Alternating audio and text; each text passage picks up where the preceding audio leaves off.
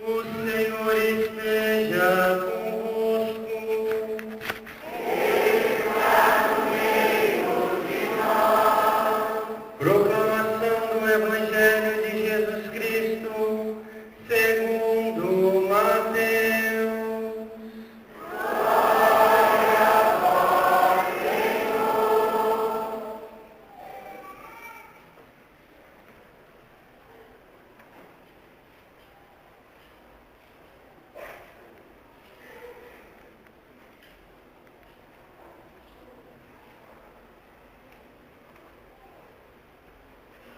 Naquele tempo, Jesus foi à região de Cesareia de Filipe e ali perguntou aos seus discípulos: quem dizem os homens ser o Filho do Homem?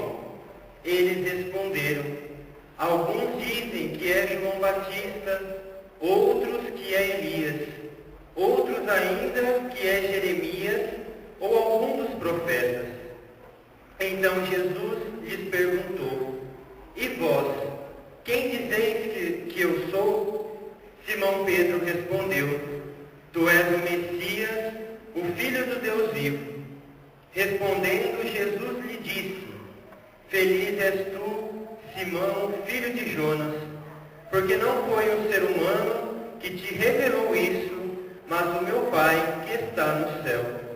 Por isso eu te digo que tu és Pedro, e sobre esta pedra construirei a minha igreja, e o poder do inferno nunca poderá vencê-la. Eu te darei as chaves do reino dos céus. Tudo o que tu ligares na terra será ligado nos céus. Tudo o que tu desligares na terra será desligado nos céus. Palavra da salvação.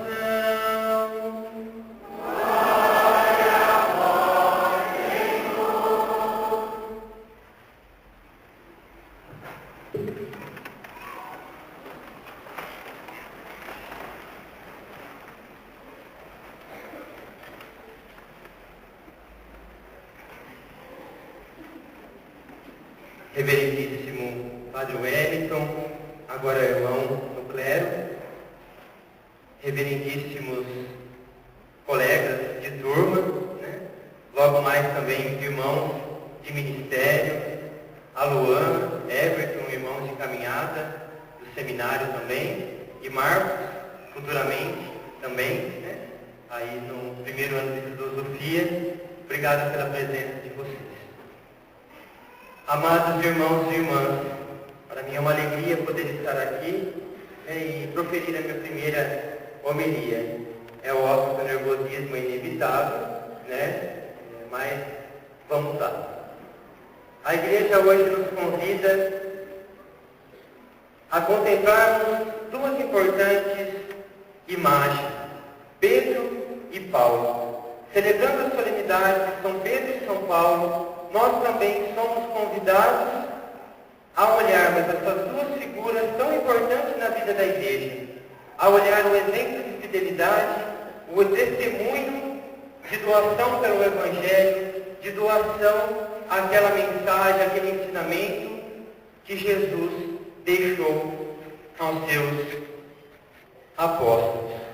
Na primeira leitura, nós estudamos Lucas dizendo como o plano de Deus ele se mantém. Jesus, após subir aos céus, após ressuscitar, tudo aquilo que ele ensinou, tudo aquilo que ele fez, tem uma continuidade. E esses apóstolos, eles continuam todo esse ensinamento, de modo especial, Pedro. Os discípulos, então, são encarregados de anunciar um projeto de libertação que é o desejo de Deus e que Jesus Cristo iniciou, mas que não poderia finalizar com a sua morte, com a sua ressurreição. E nessa primeira leitura, 3 aspectos nos chamam a atenção. Primeiro, o projeto de Deus gera confronto. O projeto de Deus, ele vai contra qualquer modo de opressão, qualquer modo de injustiça. E é bonito ver isso porque Jesus também foi contra esse modo de opressão, de injustiça. E Pedro é preso porque pregava isso. E na primeira leitura também é bonito ver que Pedro é preso no primeiro dia dos Ázimos. Uma semelhança muito grande com Jesus, onde Jesus fez a sua Páscoa, próximo desse dia dos Ázimos. O Pedro, os apóstolos, seguem a caminhada do Mestre, seguem a caminhada de Jesus, seguem aquele que primeiro lhes deu o exemplo. Depois, a igreja orava por Pedro enquanto ele estava preso. Ou seja, a comunidade estava unida, a comunidade era fraterna, a comunidade tinha sinal de união, sinal de fraternidade. E Pedro é solto enquanto a comunidade orava. Deus escuta sempre a oração da comunidade. E terceiro, a presença de Deus na caminhada da sua igreja. Deus sempre está presente, Deus cuida da sua igreja, Deus caminha com os seus filhos e filhas, Deus caminha com todos aqueles que estão do seu lado, que estão encarregados de também anunciar o reino que Ele mesmo pregou. Irmãos e irmãs, também nós somos convidados, como Pedro, como Paulo, a dar testemunho do projeto libertador de Deus. Nós somos convidados a ser uma comunidade fechada em nós mesmos. O Papa Francisco nos alerta tanto para não sermos cristãos fechados em nós mesmos, não sermos uma comunidade fechada em nós mesmos, mas para sermos uma comunidade aberta, em missão, em constante saída. Somos convidados a transformar o mundo. Mas transformar o mundo não é uma missão fácil, não é uma missão de aplauso. É uma missão que tem confronto, que tem dificuldade, porque ir contra a injustiça, ir contra a opressão, ir contra valores que não condizem com a nossa fé, gera confronto, gera perseguição, gera calúnia. Mas nós não podemos desanimar. Pedro não desanimou. Pedro teve fé, foi até o fim, confiou no Senhor e permaneceu fiel ao seu chamado, à sua missão. Deus não nos abandona. Nunca. Ele nos dá coragem, Ele nos dá ânimo. E temos que ser uma comunidade unida. Que bonito quando nós incomodamos a sociedade, porque damos um testemunho de união, de fraternidade.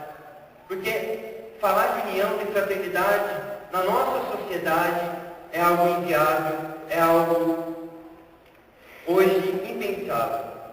Mas nós podemos dar um testemunho de comunidade unida, de comunidade que se une para anunciar o Evangelho, para ser fiel ao Evangelho, para ser fiel ao mandato de Jesus. Depois, na segunda leitura, nós temos o exemplo de Paulo, esse importante apóstolo, que durante a sua caminhada de perseguição, de dificuldades, de perseguir muitos cristãos, ele tem um encontro com o ressuscitado. Esse encontro muda a sua vida. Paulo muda a sua concepção e ele começa a anunciar o Evangelho.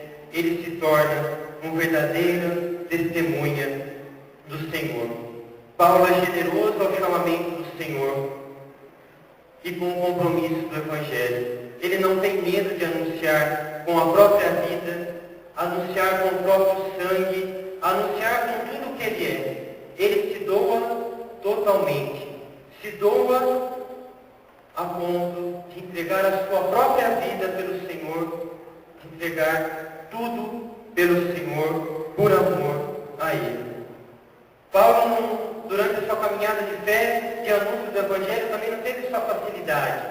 Teve dificuldades, teve sofrimento, teve muita luta.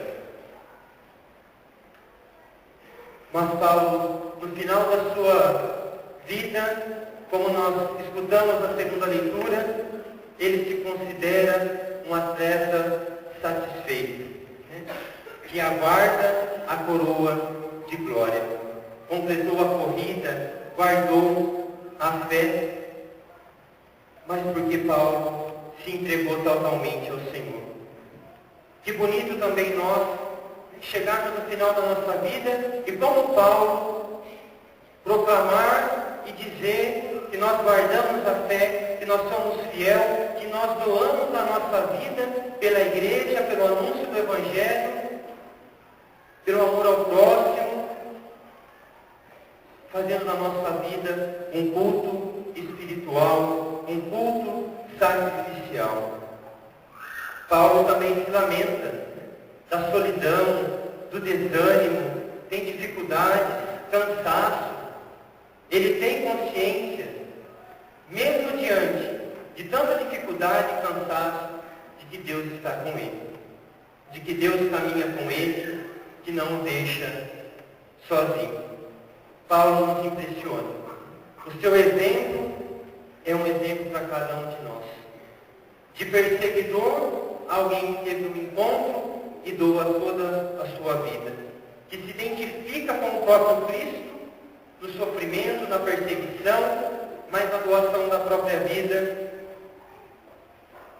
E quem anuncia? Anuncia com a própria vida, doando a sua própria vida. Imitar Paulo, para nós, também significa ter um encontro que mude a nossa vida, que nos leve a nos identificarmos com Jesus e anunciarmos o seu Evangelho sem medo, anunciar o seu Evangelho sem vergonha, anunciar o Evangelho no nosso trabalho, na escola, aonde nós nos encontrarmos, com gestos e palavras, é aí que nós temos que anunciar o Evangelho, que nós temos que anunciar tudo aquilo que o Senhor deixou para cada um de nós, como ensinamento. Depois, por fim, o Evangelho. Jesus já viu o horizonte da cruz. Esse Evangelho de Mateus já prepara ali o momento da cruz do Senhor. E depois de ter anunciado o Evangelho, de ter caminhado tanto durante, no meio do povo, ele resolve perguntar aos discípulos: que dizem os homens que eu sou? Uns dizem que é Jeremias, outros que é Elias, ou algum dos profetas. Nenhum desses que respondem ou identificam Jesus como um dos profetas compreende qual que é a missão de Jesus, qual que é a originalidade da missão de Jesus. Não compreende qual que é a sua missão principal no meio deles. Então Jesus quer ter a prova da comunidade e pergunta para os seus discípulos: e vós? Quem dizeis que eu sou?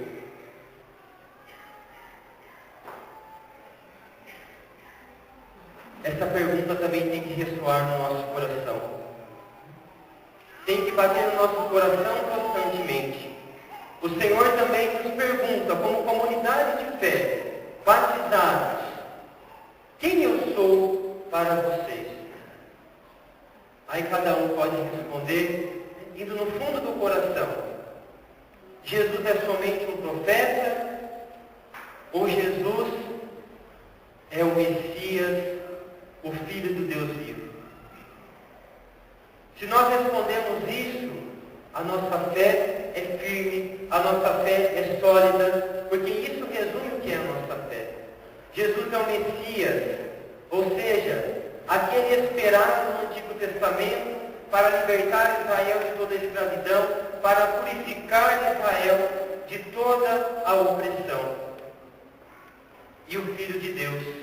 Às vezes a gente vê Jesus simplesmente, e ele foi isso, foi um homem bom, um homem de misericórdia, um homem que se doou, mas homem e Filho de Deus. E dizer que Jesus era Filho de Deus no Antigo Testamento é dizer que é alguém que tem comunhão. Filho de Deus era um nome dado somente para os anjos. E Jesus é reconhecido como o Filho de Deus. Ou seja, alguém que tem uma missão especial, que vive constantemente em comunhão com o Pai, em comunhão com Deus. Jesus reconhece, na confissão de Pedro, que representa toda a comunidade, e os felicita por isso. Fica feliz porque a sua comunidade, ou porque a comunidade reconhece verdadeiramente a sua missão. Que essa pergunta: quem é Jesus para nós? Para cada um de nós, quem é Jesus?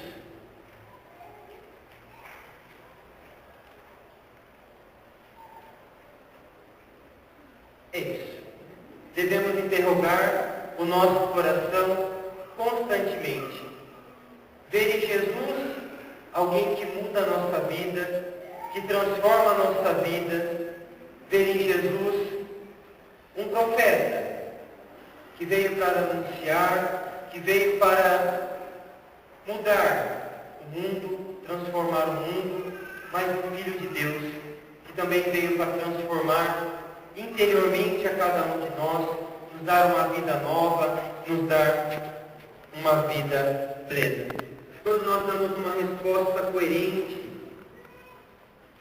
uma resposta que não está fundamentada em teologia, em catequese, mas uma resposta que está fundamentada no Evangelho, que está fundamentada no nosso coração, na vivência da fé. É aí que a igreja se constrói. É aí que nós temos uma igreja também sólida, uma igreja também caminhando, uma igreja viva, que tem Jesus como sendo aquele que nunca nos abandona, aquele que sempre caminha com os seus filhos. Que essa pergunta ressoe sempre no nosso coração. E depois, ao nos aproximarmos da Eucaristia, quando Jesus estiver no interior do nosso coração, nos perguntarmos: quem é Ele para nós? É simplesmente receber a Eucaristia por receber? Ou é alguém que transforma a minha vida? Alguém maior, importante, o principal da minha vida? Assim seja. Amém.